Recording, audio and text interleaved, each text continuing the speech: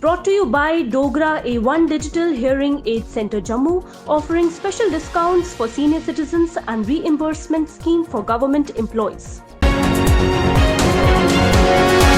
केंद्र शासित प्रदेश जम्मू कश्मीर में कोरोना से संक्रमित होने की संख्या लगातार कम हो रही है। 2 महीने से भी अधिक समय के बाद सोमवार को मात्र 362 लोगों में ही संक्रमण की पुष्टि हुई है। इसे मिलाकर अब तक 3,12,156 लोग संक्रमित हो चुके हैं। वहीं 1,224 मरीजों के स्वस्थ होने के साथ ही अब तक स्वस्थ होने वाले मरीजों का आंकड़ा भी 3 लाख को पार कर गया है।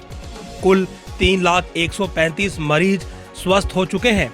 हालांकि पिछले 24 घंटों में 10 और मरीजों की मौत होने से अब तक कुल 4,262 कोरोना संक्रमित मरीजों की मौत हो चुकी है। नेशनल हेल्थ मिशन से मिले आंकड़ों के अनुसार कुल 362 मामलों में से 101 जम्मू संभाग और 261 कश्मीर संभाग के हैं। जिले में सोमवार को 55 दिन बाद बाजार पूरी तरह खुल गए। जिले में कोरोना के मामलों में कमी को देखते हुए प्रशासन ने वीकेंड लॉकडाउन खत्म कर सभी दुकानों को एक साथ खोलने की अनुमति दी।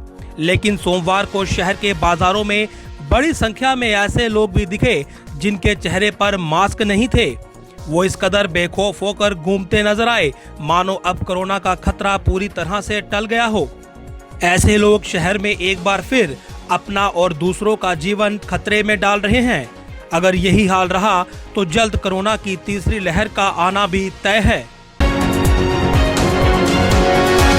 जम्मू कश्मीर पुलिस के महानिदेशक दिलबाग सिंह ने सोमवार को कहा कि कश्मीर में आतंकियों की घुसपैठ में कमी जरूर आई है, लेकिन यह कहना सही नहीं है कि विदेशी आतंकियों का सफाया हो गया है। आज भी घाटी के विभिन्न इलाकों में कई विदेशी आतंकी छिपे हैं, लेकिन वह किसी खास कारण से ज्यादा सक्रिय नहीं है। यह आतंकी अपने ठिकानों पर छुपे रहने को मजबूर हैं। सोपोर में एक विदेशी आतंकी समेत लश्कर तोयबा के 3 आतंकियों के मारे जाने के बाद पत्रकारों से बातचीत में पुलिस महानिदेशक ने कहा कि मौजूदा साल में अब तक सिर्फ 2 ही विदेशी आतंकी मारे गए हैं और यह दोनों ही सोपोर में मारे गए हैं। इनमें से एक आतंकी सोमवार को मारा गया है। यह दोनों ही लश्कर से जुड़े हुए थे।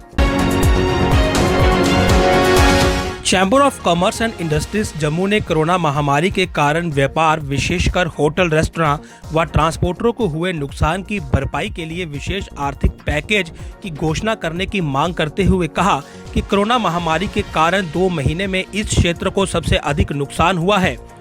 चैम्बर ने कहा कि कोरोना महामारी के कारण कारोबार पूरी तरह से खत्म हो चुका है, लिहाजा सरकार को जम्मू कश्मीर में आर्थिक गतिविधियों को बढ़ावा देने के लिए विशेष पैकेज की घोषणा करनी चाहिए। देश के अन्य भागों की तरह जम्मू कश्मीर में भी 18 से 44 साल के आयु वर्ग के सभी को कोरोना वैक्सीन का निःशुल्क टीकाकरण करने का सोमवार को महाअभियान शुरू हुआ। इसमें पहले दिन ही 37,588 लोगों का टीकाकरण हुआ। लोगों में टीकाकरण को लेकर उत्साह देखने को मिला। जम्मू कश्मीर में इस अभियान के तहत 52 लाख लोगों को टीकाकरण का लक्ष्य रखा गया है। हालांकि यहां पर इस आयु वर्ग में पहले से ही टीकाकरण चल रहा है और लोगों में भी उत्साह है, मगर सोमवार को सभी जिले में टीकाकरण केंद्र बढ़ाए गए थे। मौसम ने सोमवार को फिर से अपने मिजाज बदल लिए। कश्मीर के अधिकांश इलाकों में दोपहर बाद बारिश हुई। श्रीनगर में देर रात तक बारिश का सिलसिला जारी रहा। इससे तापमान एक बार फिर सामान्य से नीचे आ गया। मौसम विभाग ने मंगलवार को भी वादी में कई इलाकों में बारिश की संभावना जताई है। वहीं जम्मू संभाग में 25 जून के बाद मौसम करवट ले सकता है। उसके बाद ही प्री मानसून की बारिश होने का अनुमान है।